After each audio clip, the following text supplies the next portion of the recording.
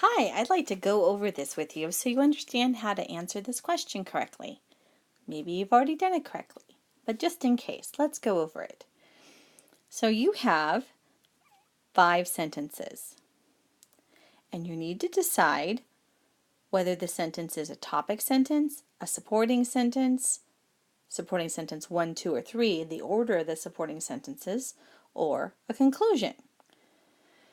Now here you see the actual answers. I'm going to read the paragraph to you. And I want you to notice that the topic sentence is first, then 3 supporting sentences in order, and then the conclusion.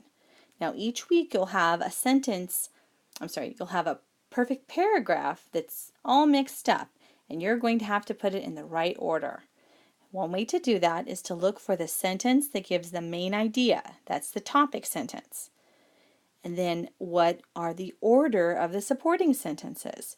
You have to look for signal words and determine which ones make sense in which order.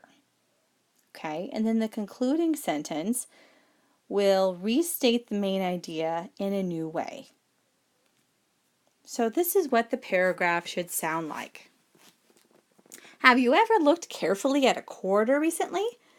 The front of this coin always shows George Washington, but the back could be a surprise. Between 1998 and 2008, the United States Mint made 50 new quarters. There is one design for each state. The coins honor the special history and geography of the states. The Rhode Island quarter shows a sailboat off the coast.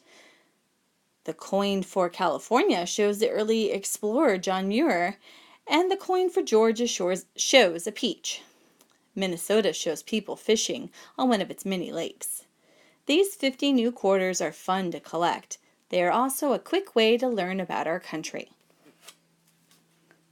So I hope that helped.